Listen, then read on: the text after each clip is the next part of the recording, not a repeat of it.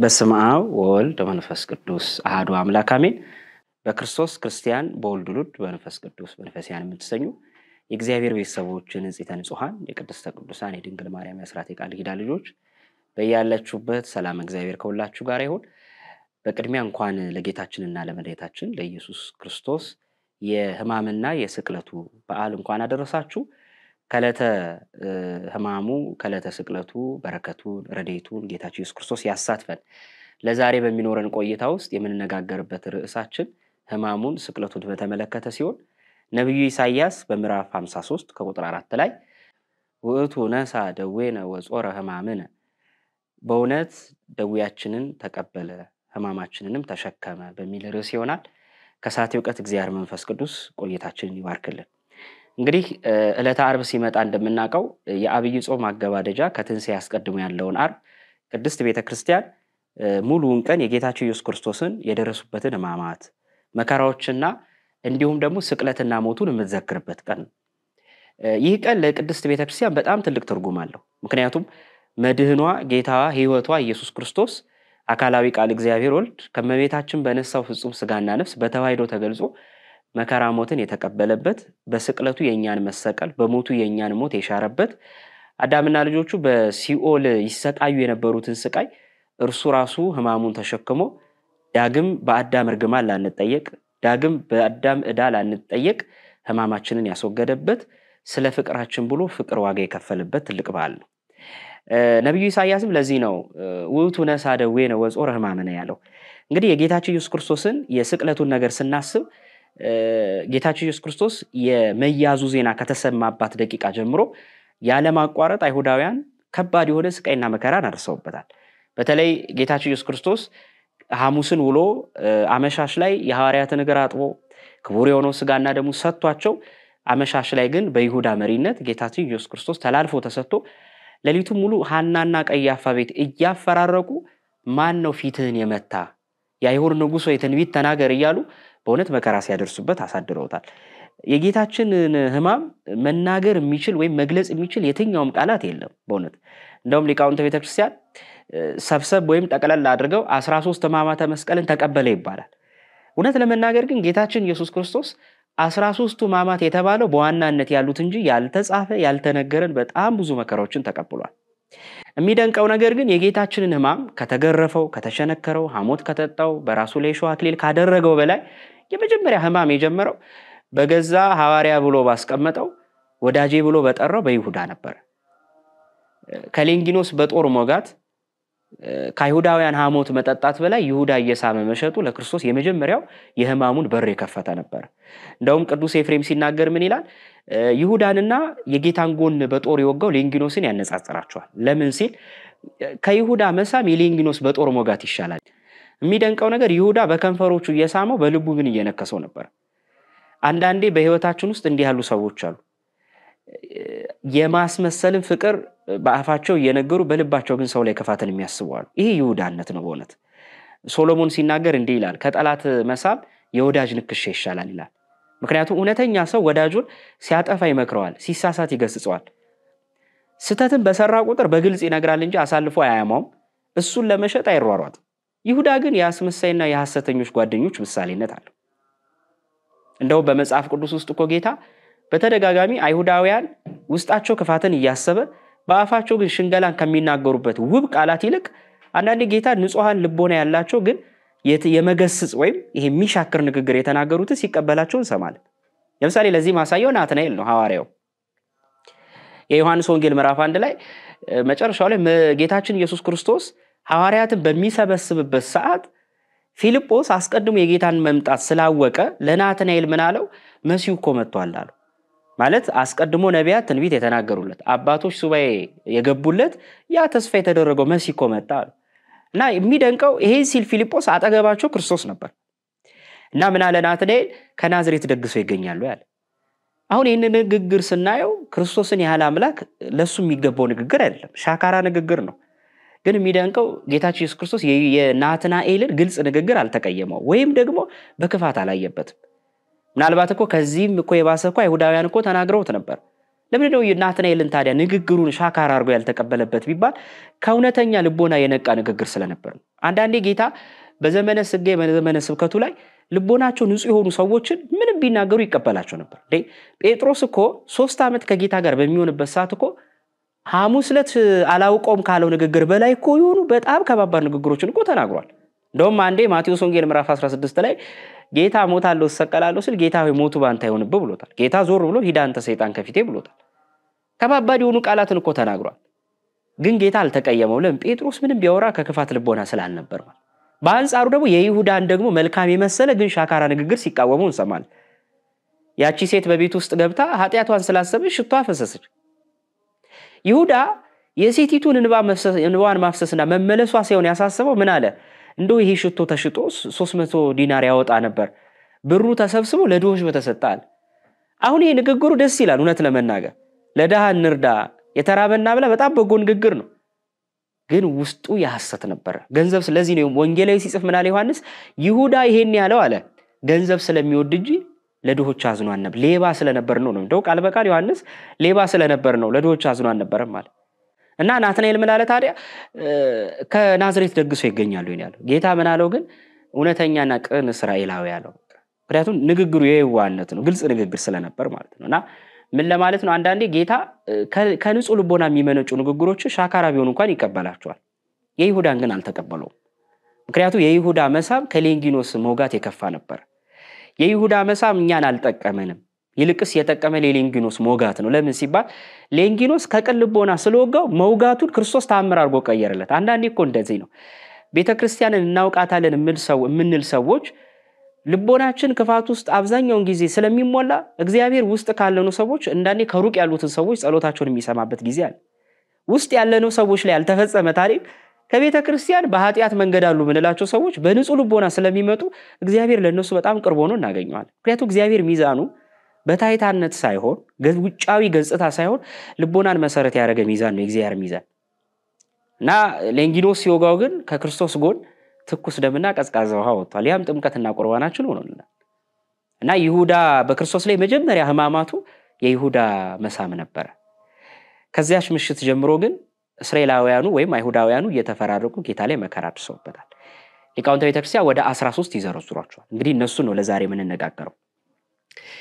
ሌሊት ላይ እንግዲህ የመጀመሪያ ጌታችን ምንድን ያደረጉት? ሌሊት ላይ እኩሌታውን ሰዓታት ሌሊቱን ሐና ቤት ነው ወይም ሊቀ ካህናት ከሚባለው ቤት ውስጥ ነው። ሁለተኛው ደግሞ ቀያፋ ነው።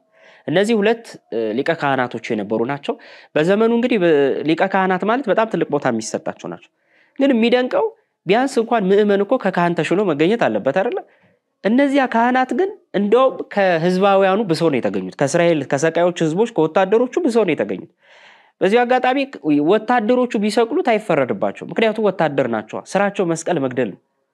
ሰውን እንዲያድኑ የተሾሙ እነዚያ ካህናት ግን ክርስቶስ ሞት ላይ ተባበሩ። ታዲያ ጌታችን ሌሊቱን ሙሉ ካሰቃዩት በኋላ ጠዋት ላይ ፍርድ ሸንጎ መቅረብ ስላለበት ወይ ፍርድ ማግኘት ስላለባቸው እንዲሰቀል ወደ ጲላጦስ ወደ ነበረበት ቤተ መንግስት ወይም የሸንጎ ስፍራ ነበር የሄዱት። የሚደንቀው ነገር በጣም ተመጻዳቂ ስለነበሩ ወደ ቤተ መንግስቱ በር ላይ ሲገቡ ወደ ውስጥ አንገባም አሉ ይላል። እና ለምንድን ነው ማትገቡ ሲባሉ ገና የፋሲካን በዓል አላከበር ነው እና እንዳንረክሳሉ ይላል። የሚደንቅ ነው። የካህናቱና የነዚህ አይሁዳውያን መመጻደቃቸው ደግሞ የሚደንቅ ነው። ንጹህ የሆነ ክርስቶስ ሲሰቅሉ አይረክሱም። አንድ ሮማዊ ቤት ግን ለመግባት ያረክሰናል አሉ። አይሁዳውያን በጣም ትዕቢተኞች ነበሩ። ልክ ቅዱስ ጳውሎስ ይላል ለመቅናት ይላል እንደ አይሁድ ለእግዚአብሔር የሚቀና የለም ብሏል። ማለት ቀናይ ናቸው ለእግዚአብሔር ስም፣ ግን በእውቀት አልነበረም ማለት እውነቱ ነው። በእውቀትም አልነበረም፣ በፍቅር የለባቸውም። 10ቱ ትእዛዛትን ልብሳቸው ላይ ይጽፋሉ፣ ግን ልቦናቸው ውስጥ አልተጻፈም። እና በጣም የሚደንቀው ወደ ውስጥ አንገባም አሉ። ለምን ያረክሰናል አሉ። ንጹህ አባሪ ክርስቶስን ሲሰቅሉ ግን አላረከሳቸውም ማለት ነው። በተለይ አሁን አንዳንዴ እንደ አይሁዳውያን ጠባይ ቤተክርስቲያን ውስጥ ያለን ሰዎች ብዙ ጊዜ የሚያጠቃን ጊዜ አለ። ቤተክርስቲያን ውስጥ እየሆንን ያ ምን መሰክርለትን ንጽህና ሌሎች ሰዎች ላይ ግን ኃጢያታቸውን በደላቸውን እያወጣን ባልሰሩት በደል እየነቀፍን በሌሎች ውድቀት ላይ የምንዘባበት በጣም ብዙ አለ። በዚህ አጋጣሚ ዛሬም እንደ ክርስቶስ እኮ ባልሰሩት ስራ እኮ ብዙ መከራ የሚቀበሉ እኮ ሰዎች አሉ። በእኛ ስተት ባልሰሩት ስራ ስለወነጀልናቸው እና ክርስቶስ ላይ ፍርድ ለማስፈረድ ወደ ጲላጦስ ቤት አንገባም አሉ። ጲላጦስ ከወጥቶ ተቀበላቸውና ጠየቃቸው ይላልና ምንድነው ጥያቄው? ምን ፈለጋችሁ አላቸው ጲላጦስ። እና እነሱ ምንድነው ያሉት? አንድ ወንጀል የሰራ ሰው አለና እንድትቀጣልን ፈልገን ነው አሉት። ምንድነው ወንጀሉ አሉ። ይሄን ጊዜ እነዛ እስራኤላውያን ወይ አይሁዳውያን ካህናት የወንጀሉን ማብራሪያ ሲሰጡ ወደ 4-5 የሚደርሱ ዋና ዋና ክሶችን አቀረቡ። በጣም ቢደንቀኝ እኔ ከአይሁዳውያን ክርስቶስ ላይ መከራ ከማድረሳቸው በላይ በአንጻሩ የሚገርመው የከፈቱበት የክስ መዝገብ ነው። የመጀመሪያውና አንደኛው ራሱን ከእግዚአብሔር ጋር ያስተካክላል። ታዲያ ክርስቶስ ምን አጠፋ? እውነት ነው እግዚአብሔር ነው። ደግሞ ራሱ ከእግዚአብሔር ጋር ማስተካከል አይደለም ራሱ እግዚአብሔር ስለሆነ ነው። እነሱ ግን ተቃወሙት። ክርስቶስን እግዚአብሔር ነው ወይ ብሎ መጽሐፍትን መመርመር ሲገባቸው እነሱ ግን ራሱን ከእግዚአብሔር ጋር ያስተካክላል አሉ። ቅዱስ ዮሐንስ አፈወርቅ የቁስጥንጥንያው ሊቀ ጳጳስ ምን አለ? እናንተ አይሁዳውያን ፈሪሳውያን ወይ መጽሐፍትን እናውቃለን ትላላችሁ። ታዲያ በእናንተ በኦሪት መጽሐፍት ላይ የሚመጣው መሲህ እኮ እግዚአብሔር እንደሆነ ተጽፎ ሳለ መሲህ ነኝ ካለ ግዴታ እግዚአብሔር ማለቱ ነው። ስለምን ታዲያ ወነጀላችሁት ይላል። ምክንያቱም የሚመጣው መሲህ አምላክ መሆኑን ያምናሉ በተስፋ ትንቢት። ታዲያ የሚመጣው መሲህ ከሆነ ነብይ ነኝ ሊል አይችልም። በቃ እግዚአብሔር ነኝ ነው ብሎ ሊመጣ የሚችለው። ለዚህ እኮ ነው በሆሳዕናም ላይ ብሩክ ዘይመጽእ በስመ እግዚአብሔር ያሉት። በእግዚአብሔር ስም የሚመጣ ብሩክ ነው አሉ። ትርጓሜ ወንጌላችን ምን ብሎ ተረጎመው? እግዚአብሔር ነኝ ብሎ በስመ እግዚአብሔር የሚመጣ ራሱ ብሩክ እግዚአብሔር ነው አሉ ይላል። እና አይሁዳውያን ራሱን ከእግዚአብሔር ያስተካክላል አሉት። ሁለተኛ የሰንበትን ሕግ ይሽራል አሉት። ጌታ እኮ የሰንበት ጌታ ነው። ጌታ እኮ ሰንበትን የሰራልን እኮ ራሱ አምላካችን ነው እና የሰንበትን ቀን ይሽራል አሉት። ሌላው ሶስተኛው ደግሞ በጣም የሚደንቀው የነበረው በሰንበት እንዲሁ ህሙማንን ይፈውሳል አሉት። ራሱ ንግግሩ እኮ ይሻከራል። እውነት ለመናገር አሁን ይፈውሳል ብሎ እንደገና ሰንበት ይሽራል። ቢያንስ ሰንበት ሽሯል ብሎ እንኳን ቢያስቡ ኖሮ አይ ህሙማንን ስለፈወሰ በቃ እንተውለት ማለት ይችሉ ነበር። ምክንያቱም ራሱ ክርስቶስ የነሱን ኃጢአት ትቶላቸው የለ እንዴ? ክርስቶስ የነሱን በደል ትቶላቸው እነሱ ግን ያላጠፋውን ጥፋት እንኳን መተው አልቻሉም ነበር። ከዚህ ሁሉ ክሶች ግን የሚደንቀው ምስክር አለን አሉ ይላል። በኋላ ምስክር ሆኖ የመጣው በዮሐንስ ወንጌል ምዕራፍ 5 ላይ 38 ዓመት ሙሉ በአልጋ ቁራኛ የነበረ ከደዌና ከህማሙ ካልጋ ቁራኛ ከደዌ ዳኛ የፈወሰው መጻጉዕ ነበር። የሚደንቀው ዮሐንስ 5 ላይ እኮ ልትድን ትወዳለህ ወይ ብሎ እኮ ጠይቆታል። ጠይቆት አድኖት ሳለ እሱ ግን ምን አለ? ወዲያው ከዚያ ከህመሙ እንደተፈወሰ ሳልፈልግ አዳነኝ ብሎ እንደውም ዕለተ ዓርብ ላይ ምስክር ሆኖ መጣ። የኛ አባቶች እንደው ሲተሩት ምን ይላሉ? ስለ መጻጉዕ ታሞ የተነሳ ፈጣሪውን ረሳ ይላሉ። አንዳንዴ እግዚአብሔር እንደዚህ ካለ መከራ ውስጥ ነፃ አውጥቶን ውለታውን ከመርሳት በላይ ትልቅ ውርደት የለም። እግዚአብሔር እንደ መጻጉዕ ውለታውን ከመርሳት ይጠብቀን በእውነት። ዛሬም እኮ ብዙዎቻችን እግዚአብሔር ከስንት አይነት አልጋ እኮ አድኖናል። እንደ መጻጉዕ እኮ ክርስቶስ እቤታችን በአካል አይገለጥ እንጂ በመንፈሰ ረድኤት እየተገለጠ በየጸበሉ በየገዳማቱ በየአብያተ ክርስቲያናቱ አንዳንዴ ደግሞ ከነስንፍናችን እግዚአብሔር ካለንበት መጥቶ ከስንት ጉድ እኮ ነፃ አውጥቶናል። ግን እንደ መጻጉዕ ዛሬ በህይወታችን አናቆም ያለን በጣም ብዙ አለ። እኔ አንዳንዴ ክርስቶስን ዳግም ዛሬ እየሰቀል ነው ያለን ሰዎች አለን ብዬ አስባለሁ። ምናልባት ክርስቶስን በዚህ ዘመን ሚስማር እጆቹ ላይ ላናደርግ እንችላለን። ግን ስንቶችን ያለ ጥፋታቸው በህይወታቸው ላይ ሚስማር ይቸነከረናል። ደግሞ እንደ መጻጉዕም ደግሞ ክርስቶስ የሰራልንን ውለታ ደግሞ ረስተን መልሰን በእግዚአብሔር ላይ ደግሞ የተላገድን አለን። ውለታውን የረሳን አለን። ከቤተ ክርስቲያን የራቅን አለን። እና መጻጉዕ የእግዚአብሔርን ውለታ የሚረሱ ክርስቲያኖች ምሳሌ ነው። እና ሳልፈልግ አዳነኝ ብሎ በክርስቶስ ላይ ምስክር ሆኖ ቀረበበት። እንደውም በግብረ ሕማማታችን እንደተጻፈ አይሁዳውያን ሲደበድቡት አብሮ ከደበደቡት መካከል አንዱ እሱ እንደሆነና በኋላም ተቀስፎ እንደሞተ ይነገርለታል። ጲላጦስ እንግዲህ በጣም ለብዙ ደቂቃዎች መርምሮታል። የመጀመሪያው ምርመራ ላይ ነፃ መሆኑን ያረጋገጠው። እንዴ በጣም የሚደንቀው ሕግ አዋቂ ነን ለሕግ እንገዛለን ያሉ ሰዎች ንጉስ ፈርዶላቸው እንኳን አይስተት ነው ብሎ ንጉሱን ለመሟገት ሞከሩ። 2 ጊዜ 3 ጊዜ መርምሮታል። እንደውም አንዴ የምርመራ ውሎ ውስጥ ወይም ጧቱ ላይ በጣም የሚደንቀው ነገር ወደ የገሊላ ሰው ነው ሲባል ስለሰማ ወደ ሄሮድስ ልኮት ነበር። ነገር ግን ያው ሄሮድስም ቢሆን አልፈረደበትም። መልሶ ወደ ጲላጦስ ነበር ያዘዋወረው። እንግዲህ ጲላጦስ መጨረሻ ላይ የመጨረሻይቱ ፍርድ የምትሰጥበት ደቂቃ ላይ ህዝቡ ሁሉ ተሰብስቦ እነዚያ ካህናትና ረበናት ቀያፋን ጨምሮ ህዝቡን አሳምፀው ከሸንጎ አደባባይ በታች ህዝቡ ተሰብስቦ ይሰቀል እያሉ ድምጽ ያሰሙ ነበር ይላል። ቅዱስ ዮሐንስ አፈወርቅ እንደው ምን ይላል? በምድር ያሉት አይሁዳውያንና ህዝቡ ይሰቀል እያሉ ይጮሃሉ። በአንጻሩ ደግሞ በሲኦል የነበሩ የክርስቶስን ማዳን ተስፋ የሚያደርጉ አዳምና ልጆቹ ደግሞ ጌታ ሆይ እባክህን ቶሎ ተሰቅል አድነን እያሉ ተሰቀል እያሉ ይጮሁ ነበር። ምክንያቱም ያ ተሰቀል የሚለው ጩኸት በምድር ላሉት የክፋት ንግግር ነው። በሲኦል ላሉት ደግሞ አሁን ቶሎ አድን እንዳለ ነብዩ አሁን መተ ቶሎ አድነን የሚል የቅዱሳን ጩኸት ነበር።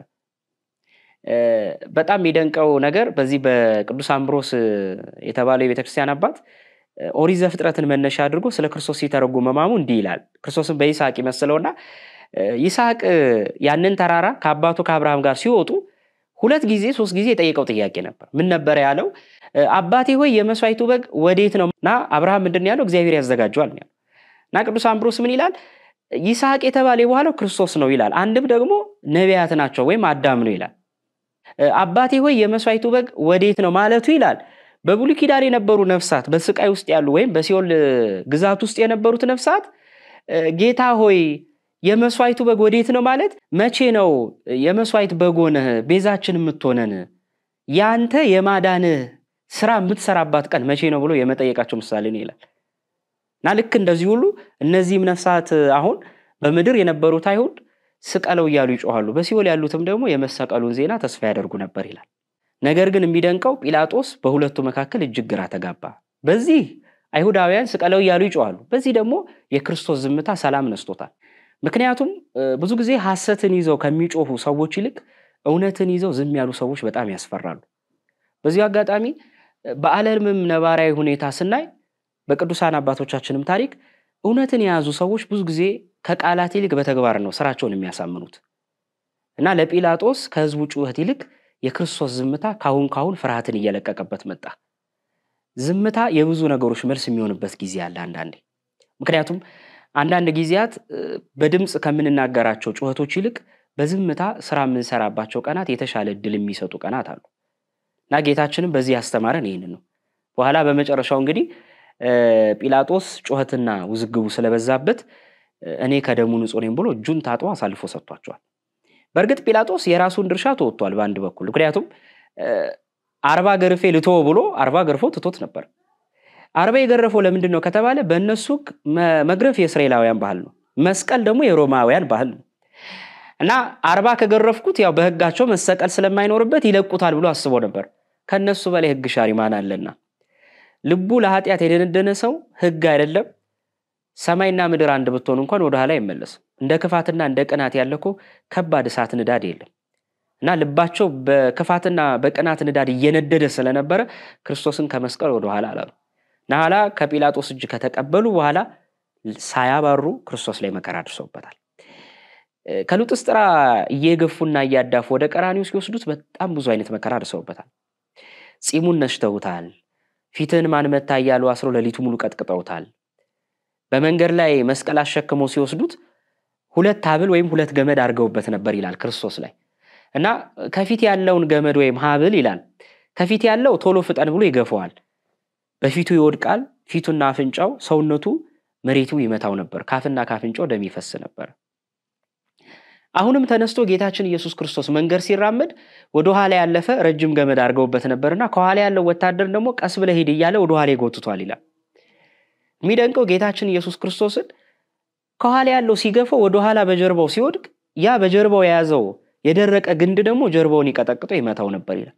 እንዲህ ያረጉ ያዳፉ ለብዙ በተደጋጋሚ ስቃዮች ዳርገውት ነበር። በእውነት የጌታን ሕማም ማንንም ሊገልጸው አይችልም። ካይምሮ በላይ የሆነ ሕማምን ያደረሱበት። በዚህም አላባሩ በመንዶላት መተውታል፣ በብረት ዘንግም ራሱን ቀጥቅጠውታል፣ ካፍና ካፍንጫው ደም እስኪወጣ ድረስ። በዚህ መሃል ግን ከእንክርዳድ መሃል ስንዴ እንደማይጠፋ ሁሉ ከመሃል ደግሞ የሚያለቅሱለት ሰዎች ነበሩ። የሚደንቀው ነገር ግን በዚህ መሃል አንዲት የተባረከች ሴት ቬሮኒካ የምትባል እናት እየሮጠች መጣ በጣም ስላዘነችለት ፊቱን በነጭ ጨርቅ ጠርጋ ውሃ ጠጣችው ይላል። እና የሚደንቀው ነገር ቬሮኒካ ፊቱን በነጭ ጨርቅ ስታስነካው ይላል የጌታችን የኢየሱስ ክርስቶስ መልኩ በጨርቁ ላይ ቀርቶ ነበር ስዕሉ ይላል።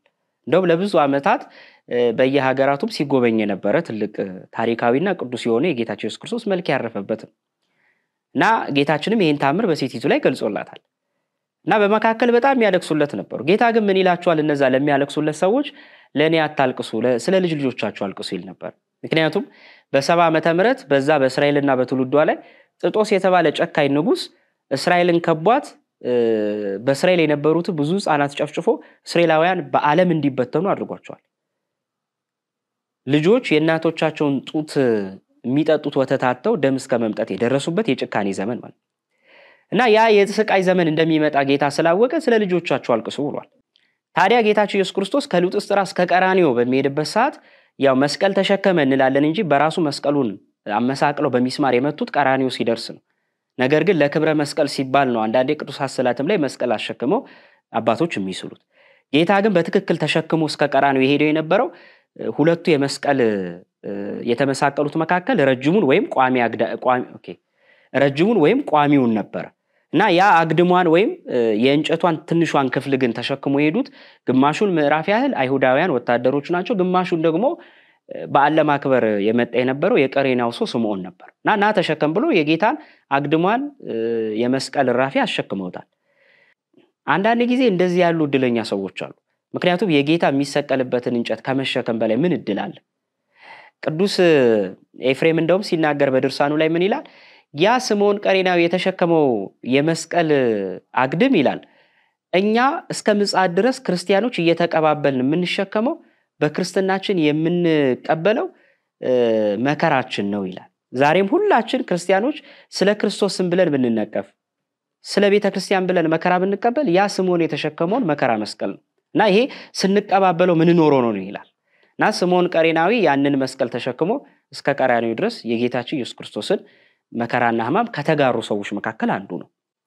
ታዲያ ወደ ቀራንዮ ሲደርሱ ቀራንዮ ማለት በጣም ከፍ ያለ ቦታ ነው። ቀደም እንዳልኳችሁ መሰቀል የሮማውያን ስርዓት ነው። በሮማውያን ስርዓት ብዙ አማልክትን ያመልኩ ስለነበረ የመሬት አምላክ የሚሉት አለ ወይም ኦርሙዝድ ይሉታል። ታዲያ ይሄ ኦርሙዝድ የሚሉት አምላክ እንዳይቀየመን ሎቱ ስብሐት ክብር ይግባውና የወንጀለኛ ወይም የርኩስ ደም እንዳይነካው በሚል ክርስቶስን ከፍ አድርገው ነበር ወደ ላይ የሰቀሉት። አይሁዳውያን በጣም ግፈኞች ናቸው እውነት ለመናገር። እነሱ ኦርሙዝድ የሚሉት ወይም የመሬት አምላክ የሚሉት ያ የማያውቁት ጣዖታዊነት የነበረውን አምላክ እንዳይቀየም ብሎ ክርስቶስን ከፍ አድርገው ከመስቀል ይልቅ እኮ በክርስቶስ ላይ ያ እንደ ዝናብ የሚዘንበውን ሕማምና መከራ መቀነስ ነው መፍትሄው። በአንድ በኩል ደሙ መሬት አይንካ ይላሉ፣ በአንድ በኩል ደግሞ ያለ ገላጋይ ያለ ፍትህ ያለ ፍርድ ማንም ዳኛ በሌለበት አንድ እንስሳ እንኳን በዛ መጠን ሊሰቃይ በማይችልበት ሕማምና መከራ ክርስቶስ ላይ ደሙን እንደ ፈሳሽ ውሃ አፍስሰውታል። እና የመከራቸው ቅጥ አልባነት በአንድ በኩል ደግሞ ደሙ አምላካችንን አይንካ የሚል ደግሞ የሽንገላ ቃላትን ይሰነዝሩ ነበር። በኋላ ጌታችን በወንበዴ መሃል ሰቅለውታል። በዚሁ አጋጣሚ ጌታችንን አይሁዳውያን ካደረሱበት ጅራፍና መከራ በላይ ይሄ በአምላክነቱ ላይ ያነጣጠሩት ስድብና ተሳልቆ ነበር በእውነት ሕማሙን ከፍ ያደረገው። ምክንያቱም በወንበዴ መሃል ሲሰቅሉ ዝም ብሎ አልነበረም ወይም ገጠመኝ አልነበረም።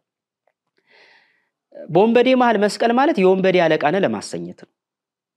አንተ የወንበዴዎች ዋና ሹም ራሳቸው ነህ ለማለት ነው። ምክንያቱም በጲላጦስ ፊት እኮ በርባንን አስፈትተው እሱ ሲያሳስሩት እኮ አንተ ከበርባን የባስክ ነህ እያሉ ነው። ግን ሳያውቁት ምስጢር እየተናገሩ ነበር። ምክንያቱም በርባን የተባለ አዳምና ልጆቹ ነበር የሰው ልጅ በደለኛ የነበርን ኃጢአተኛ የነበርን በክርስቶስ በእግዚአብሔር ላይ ያመጽን አትብሉ የተባለውን ዕፀ በለስ በልተን ከአምላካችን ጋር የተጣላን ሕዝቦች ነን። ክርስቶስን ሲያሳስሩ እኮ ሳያውቁት በሲኦል የነበሩ ነፍሳትን ነፃ እያስወጡልን ነበር። እነሱ በምድር ክፋትን ሲያረጉ የነሱ ክፋት ግን በሲኦል ላሉ ነፍሳት ግን ነፃን የሚያስወጣ ነበር እና በርባንን ነፃ ያወጡ ሰዎች በወንበዴ መሃል ቢሰቅሉት የሚደንቅ ነገር አይደለም። በግራ የሚያልፍ ተጓዥ በዛ በዓል ለማክበር በግራ የተሰቀለው ማን ነው ሲባል አይ ይሄ ወንበዴ ነው። እሺ በቀኝስ ያለ ወንበዴ ነው። በኋላ ምን እንዲሉ ነው እነዛ አላፊና አግዳሚዎቹ?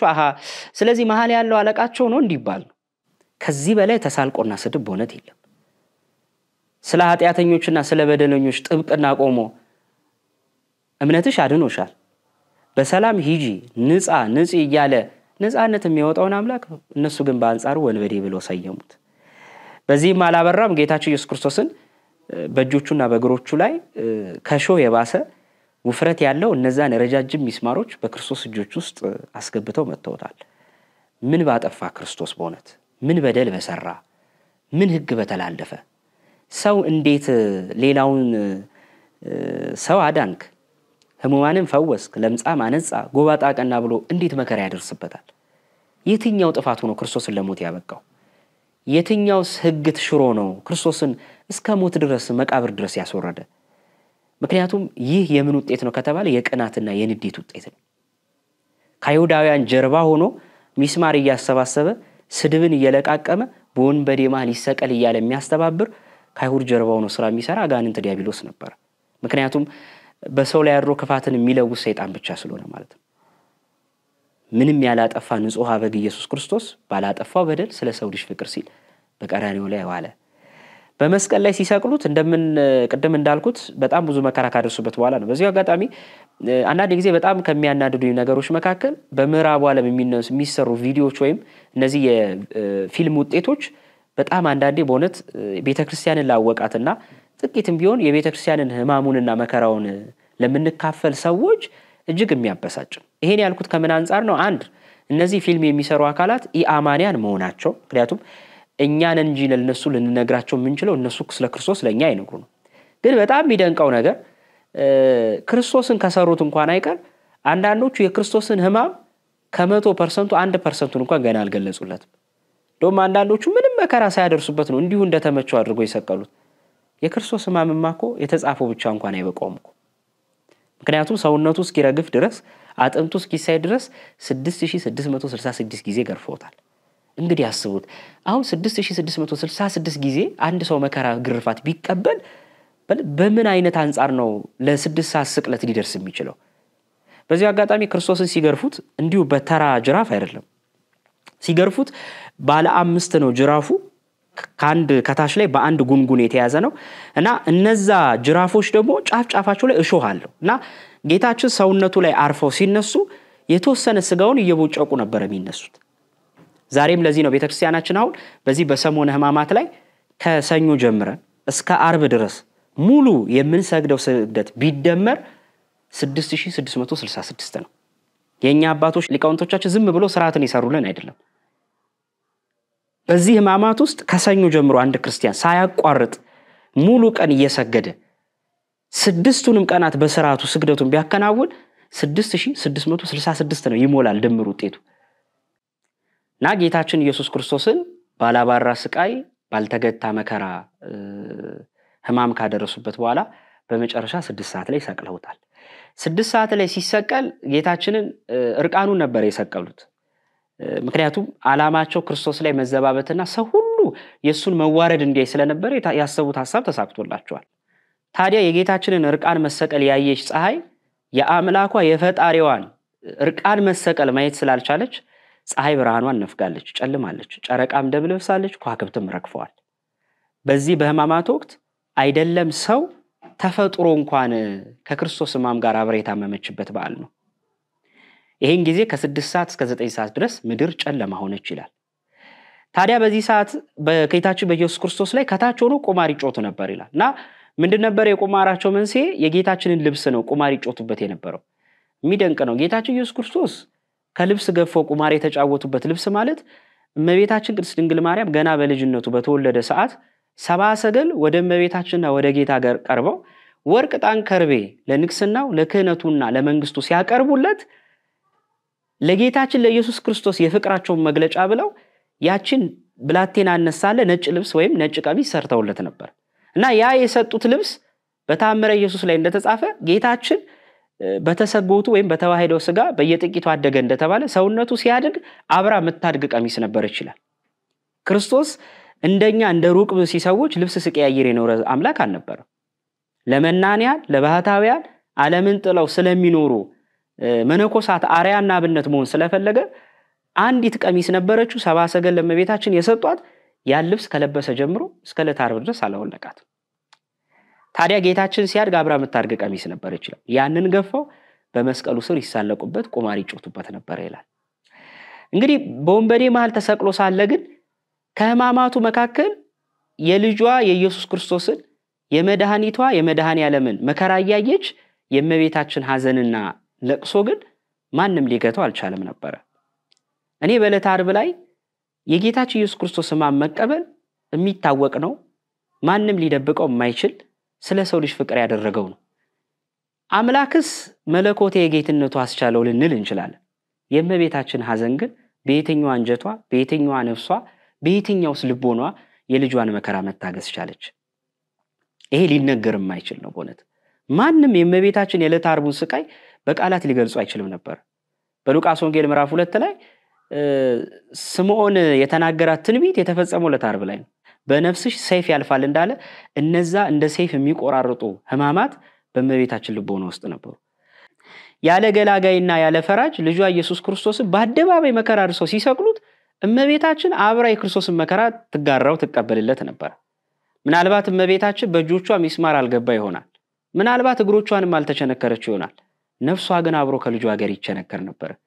ልጇን መራራ ሐሞት ሲያጠጡት ነፍሷ የሐዘንን መራራ ሐሞት ይጠጣ ነበር።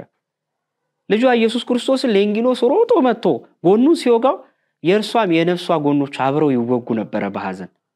እመቤታችን ልጇ መከራ ሲቀበል ያልተጋራችው ምን ሕማም አለ? አንዳንዴ እኮ መከራ ከሚቀበለው ሰው በላይ እኮ እናት ለልጇ እኮ የምታለቅሰው ለቅሶ እኮ ሕማሙን እኮ እጥፍ ድርብ ያደርገዋል። ከልጅነቱ ጀምሮ ካጠገቡ ተለይታ የማታውቀው ልጇ ኢየሱስ ክርስቶስ አሁን በአደባባይ ተሰቅሎ ስታይ ሐዘኗ በእውነት ማን ሊያበርድላት ማን ሊያቆምላት ይችላል? ለዚህ እኮ ነው አባ ሕርያቆስ የያዕቆብ ሐዘን ዛሬ ታደሰ ያለው። ያዕቆብ ስላላየው ልጁ የሚያለቅስ ከሆነ ድንግል ማርያም በቀራንዮ አደባባይ ላይ ስለተሰቀለው ልጇ ስለምን አታለቅስ ይላል። ራሔል ስላላሳደገቻቸው ልጆቿ የምታለቅስ ከሆነ ድንግል ማርያም 9 ወር ከ5 ቀን ጸንሳ 33 ዓመት ሙሉ ካጠገቧ ያልተለየ መሲህ ኢየሱስ ክርስቶስ አንድያ በሆተ ልደት ለተባለለት ለዛ አንድያ ልጇ ለምን አታለቅስ? እና ድንግል ማርያም ለምን አታለቅስ ብሏል አባ ሕርያቆስ። በእውነት እንደመቤታችን ለቅሶ የሚገባውማ ማንም አልነበረም። ምክንያቱም ገና በልጅነቱ ከሄሮድስ እጅ ካሁን ይገሉታል ብላ 3 ዓመት ከ6 ወር መከራ ተቀብላ በረሃ ለበረሃ የተንከራተተችለት እየተሰደበች በገሊላ በምታሳድግበት ሰዓት እኮ ተአምረ ኢየሱስ ላይ እንደተጻፈው ጌታችን ተአምር ባደረገ ቁጥር ልጃችንን ገደለ እያሉ 10 ጊዜ እየመጡ እመቤታችን እኮ ያንገላቷት ነበር። ስለ ልጁ ያልከፈለችው ምን ዋጋ አለ? በእውነት እንደመቤታችን የእናትነት ምሳሌ ማንም የለም። እመቤታችን ከልጇ ጋር ዓርብ ዕለት አለቀሰች። ከእጆቿ ውሃ እያጠጣ ያደገው ያ መሲህ ኢየሱስ ክርስቶስ በመስቀል ላይ ተጠማው ሲል ለአንድ እናት ምን ያህል ከባድ እንደሆነ አስቡት። እኔ አንድ ሰው በእኔ መዳን ውስጥ እመቤታችን ድርሻ አለ ወይ ሲል ለዚህ ሰው ጥቅስ አይደለም መጠቀስ ያለበት። በቃ ዕለተ ዓርብን ዝም ብሎ ያንብበው። የእመቤታችን ለቅሶ በራሱ በቂ ጥቅስ ነው። የእኔ መድኃኒት ቤዛም የሆነኝ አምላኬ በተሰቀለ ሰዓት ሕማሙ ማሜ ነው ብላ አብራ ያለቀሰች አብራ የታመመች እመቤታችን ከዚህ በላይ ከነገረ ድነት መሳተፍ ምን አለ? እኛ እንኳን በባህላችን ስንተርት ምን እንላለን? ዋናው ማሰቡ ነው እንላለን እኮ አይደለ? እመቤታችን ሐዘኑን ከጎኑ ሆና ያስተዛዘነች እኮ እሷ ናት። ማንም ባልነበረ ሰዓት ከዮሐንስ ወንጌላዊ በቀር እኮ አጠገቧ ያጽናናት ማንም አልነበረም። ለዚህ ነው እውነተኛ ንጽሕት ድንግል ጽሬት የሆነች እናቱን ልቡን ላነጻ እስከ መስቀል ድረስ ለታገሰ ለዮሐንስ እናት እነሆ ልጅሽ ብሎ ሰጣት። ምክንያቱም እስከ ዕለተ ዓርብ ድረስ እስከ ዕለተ ዓርብ ድረስ መስቀሉ ስር ክርስቶስን ተቀብያለሁ ኢየሱስን አምኛለሁ ያለ ሰው መጀመሪያ የምትሰጠው እመቤታችን ናት። ስለዚህ አንድ ሰው ቀራንዮ ነኝ እኔ ድኛለሁ ብሎ ሲያስብ አንድ የዘነጋው ነገር ቀራንዮ ስር የሆነ ሰው ግዴታ እመቤታችንን ካጠገቡ ማግኘት አለበት። ስለዚህ ዮሐንስ ስለታመነ እመቤታችንን ዕለተ ዓርብ ግን ከቆኑ ተሰጠችው። ጌታችን ከ6 ሰዓት እስከ 9 ሰዓት ተሰቀለ። 9 ሰዓት ላይ ተፈጸመ ሲል ነፍስ ከስጋው ተለየ። ለጊዜው ነፍስ ከስጋው ቢለይም ተለያይታ የነበረች የኛን ነፍስና ስጋ ግን ከእርሱ መንግስት ጋር እያስታረቃት ከራሱ ጋር እያስታረቃት ነበር። ጌታችን ስጋው በመቃብር የገባው በመቃብር ገብተን በስብሰን የምንቀርን እኛን ድኩማንን በስብሰን እንዳንቀር ሞታችንን ሲባርክልን፣ በስብሶ የማይቀር የክርስቶስ ስጋ በስብሰን የቀረን እኛን ከደይንና ከፍዳ ነፃ ሊያወጣን። ስጋው መቃብር ወረደ፣ ነፍሱ ወደ ሲኦል ሄደች። በሲኦል ተግዘው ለነበሩ ነፍሳትም ነፃነትን ሰበከላቸው።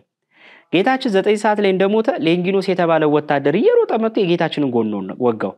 የሚደንቀው ሌንጊኖስ የጌታን ጎን የወጋው ጌታችን ከሞተ በኋላ።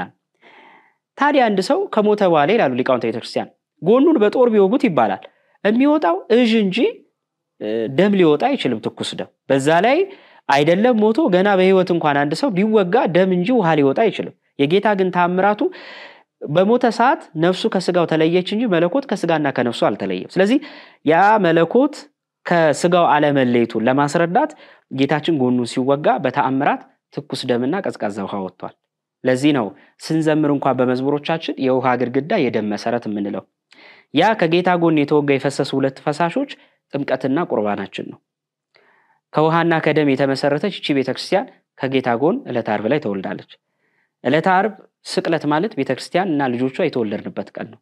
ዛሬ ካህኑ በመጠመቂያ ስፍራ ውስጥ ገንዶ ውስጥ 3 ጊዜ ብቅ ጥልቅ አድርጎ ሲያወጣን ከክርስቶስ ሞትና ትንሣኤ ጋር እያስተባበረን ነው።